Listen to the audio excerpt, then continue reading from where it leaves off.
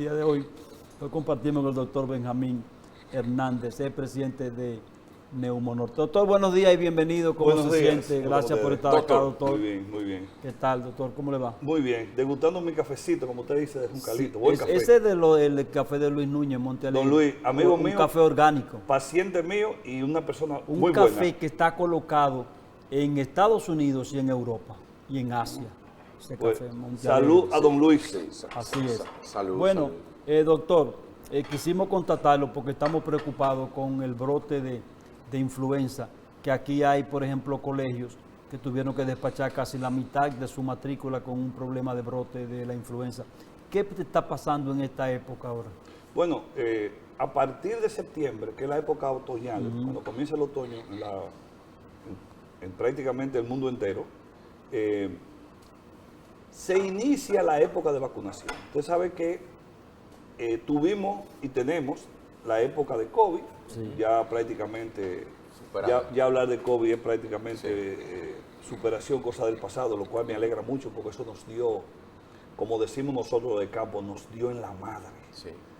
A pesar de la forma como el país se ha ido desarrollando después del COVID, que es, hay que decirlo, las autoridades gubernamentales han hecho un trabajo extraordinario, no solamente en salud, sino en la mayor parte para recuperar el país en cuanto a turismo, agricultura, etcétera, a pesar de lo del huracán, que también no nos favoreció mucho, nos desfavoreció. Y lo de Ucrania y Rusia. Y lo de Ucrania, los cambios de que el petróleo sube, baja, o sea que han sido muchas cosas que son negativas para todo el mundo, pero que hay algunos países que tratan de superarlo lo mejor que se pueda, bajo un trabajo tesonero y un trabajo bien llevado, con regularidad y con transparencia. Es decir que debemos felicitar al pueblo dominicano y al presidente de la República y todo su equipo por la forma como ha llevado esto. Entonces, en septiembre tenemos la época de vacunación contra los virus de la influenza, lo que llamamos el flu. Exacto.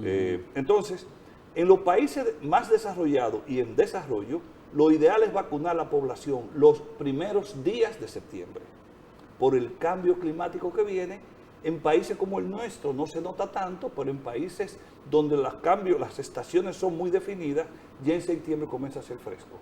Al haber fresco, frío, vamos a decir así, cambio de temperatura, donde las temperaturas bajan, la propensión a desarrollar procesos virales catarrales, neumonías y agudización de enfermedades y aquí los cambios son bruscos, son peores. Porque pasamos de un caliente, de un calor inmenso a un frío. Sí, a un frío relativo. Incluso también cuando hay lluvias, que por ejemplo este año el país ha sido relativamente beneficiado con eso. Sí. Cuando teníamos las presas muy deficitarias, nosotros estamos bien.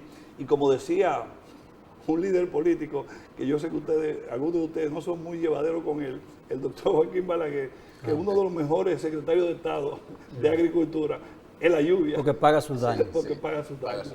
Es correcto. Entonces, hay que vacunarse. Y, por ejemplo, comenzó octubre ahora, tenemos un mes de que la gente debiera iniciar sus vacunaciones, o ya hay un grupo que debe estar vacunado. ¿Qué es lo que pasa?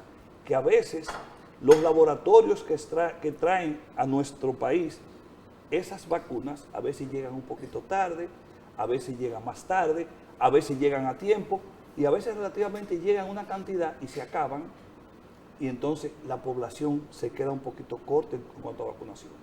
Porque muchos años atrás, vamos a decir, cuando yo llegué hace ya unos buenos años como especialista respiratorio, el vacunarse contra la gripe, la gente como que no estaba en eso, no entendía eso. Incluso la gente decía, no, eso es para que le dé gripe a uno, que sé yo qué, porque a veces hay mucha ignorancia, y como aquí todo el mundo se cree que es médico, claro, la gente dice, no te pongas esa vacuna, que eso es para que te dé mucha gripe y los médicos tenemos más pacientes.